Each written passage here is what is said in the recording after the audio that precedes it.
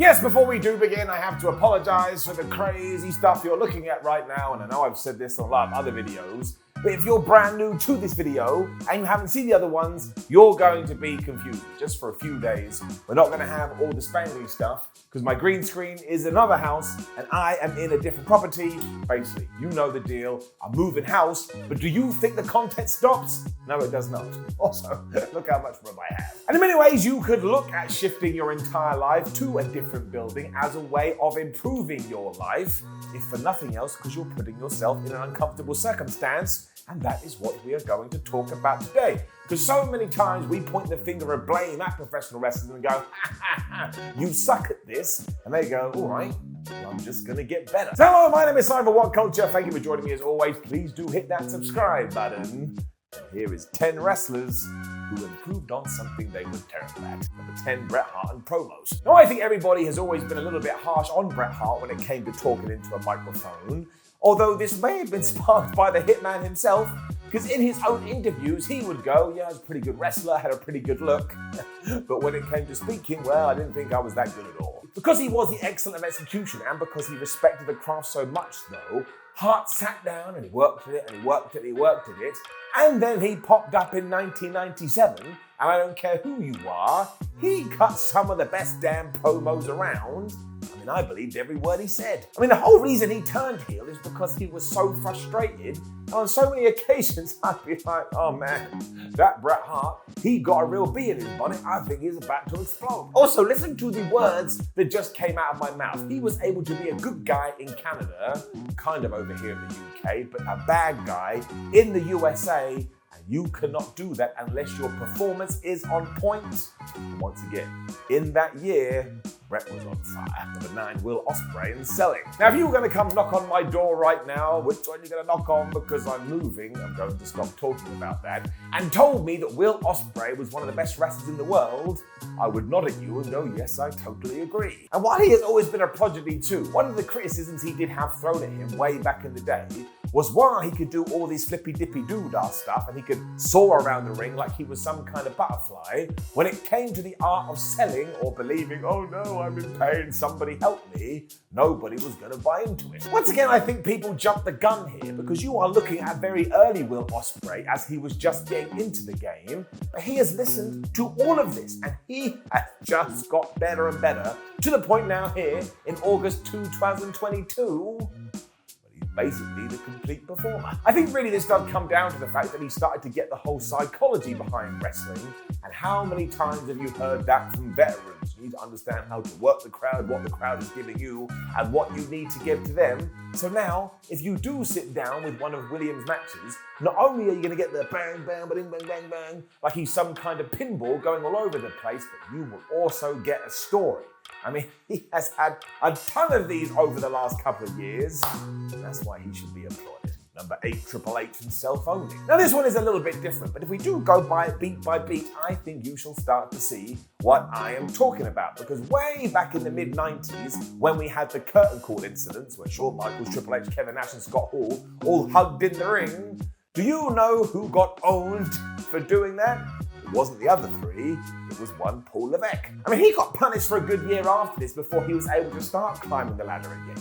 But even when he did do that, he was put into Generation X, and there's only one way you can look at this. Shawn Michaels is in the top spot, and he was kind of the guy underneath. From there though, especially in the late 90s, he totally transformed his body, he totally transformed his character, and he was able to do this. Multiple time WWE champion for a good period there, was so dominant some fans talk about his era as the reign of terror, and today he basically owns professional wrestling, or at least he owns the creative side of WWE.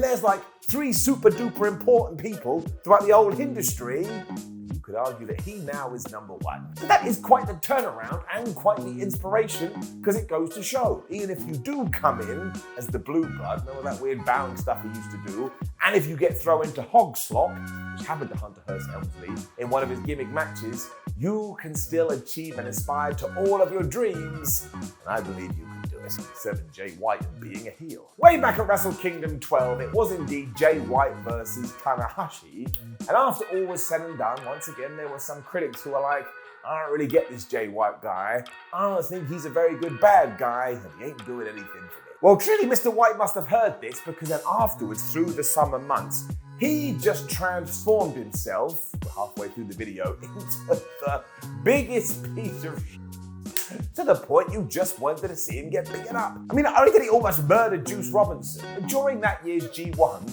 his strategy was, well, I'm going to take the rib apron and I'm going to try and kill you. Like, he would actually try to suffocate his enemies. I don't care who you are, there is no justifying that. The best part about this today is that the more people hate him, the more he seems to be enjoying himself. He gets this big Cheshire cat grin on his face, and I tell you this, one day he will be a full-timer in either AEW or WWE. You give it a few months, he will be the world champion. I mean, it's number 6, Elias, the strumming. Elias bucked all the trends when he was called up for the main roster, because usually the transition goes like this. You are an NXT, you make a name for yourself, everybody loves you because you're so damn good, and then you get to Raw and SmackDown, and Vince McMahon would go, I don't see it, pal, and that would be it for you. But when it came to Elias, and when it came to the Drifter, he wasn't doing much of anything down on the third brand, but then we put him in front of the big boy crowds, and everyone was like, this guy is great. So while we used the word strumming in the title, that was just kind of a play on words, but this is something that he used to his advantage. Now, it's nothing new. The idea of a wrestler coming out and playing a musical instrument to insult the crowd has been happening for years, but let's not pretend we didn't have a bunch of segments where Elias held every single person in the palm of his hand to the point we just went boom. As of late too, he has been playing Ezekiel, which has been even more fun.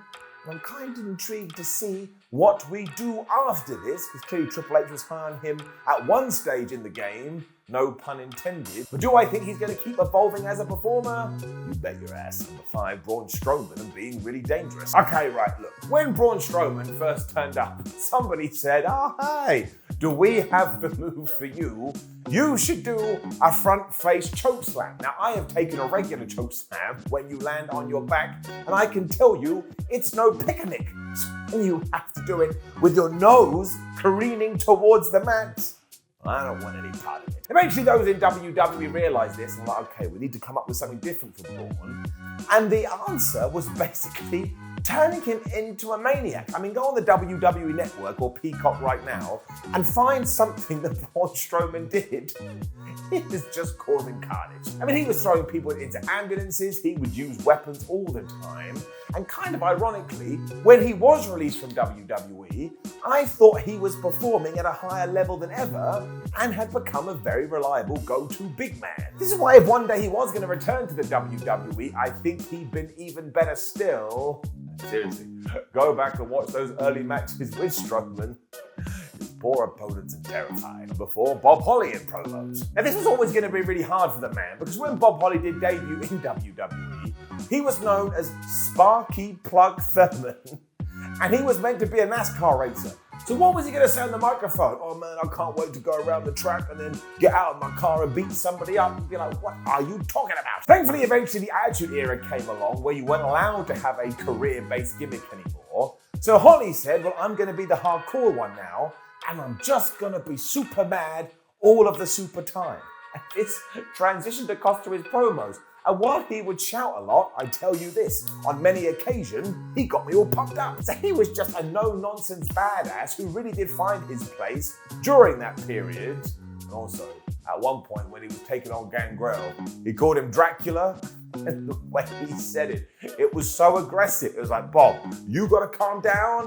Love this. Number 3, Kevin Kelly and commentating. So way back in 1997, when Kevin Kelly was working for the World Wrestling Federation, I thought he was okay, I thought he was all right. But if you did watch during that era, you knew that these were a dime a dozen. Guys would come in, they'd work for the company for a few years, and then they'd leave again. Now, Double K did do this, but eventually he wound up in New Japan, and flub me sideways, did he get really good. I mean, he is actually brilliant as a play-by-play commentator now, to the point when I finally started getting into NJPW a few years ago, I thought it must be a different individual. I don't mean that in a bad way, I mean it as a massive compliment, because there are few that can compete with Kev at the moment. I mean, his knowledge is absolutely nuts, and the emotion he gives you gets me in my tum-tum. He also never looks to get himself over, and it's all about trying to promote the talent to the point. If you remember Kevin Kelly from the late 90s and you haven't checked him out right now, what are you doing? You are missing out. Number 2, Roman Reigns and commanding an audience. Once again, I really do think this just falls into the fact that it takes a long time to learn this stuff.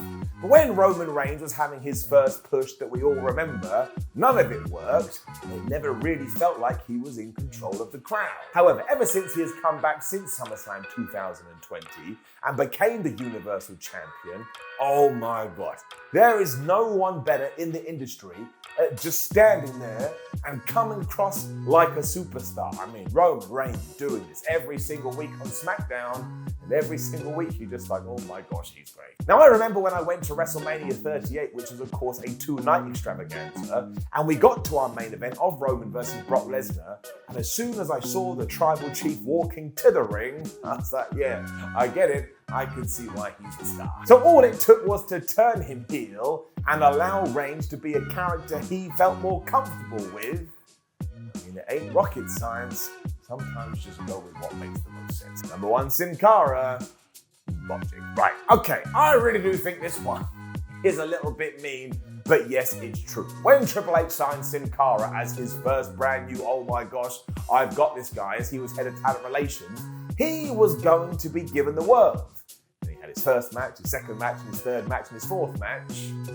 Every time he kind of just slipped up a little bit. Now look, mistakes happen, we're only human beings, but given that he was meant to be one of these flippy dippy doo-dah guys, well, it wasn't really translating to the audience. I mean, what we all do forget is that this used to be Mystico down in Mexico, so he was trying to get used to a brand new country and a brand new style, and ever since he did arrive in 2011, the years went by, he did indeed get better and better and better. And if we ever had gone back to the original push, when he had acclimatized, I actually think he would have made his mark.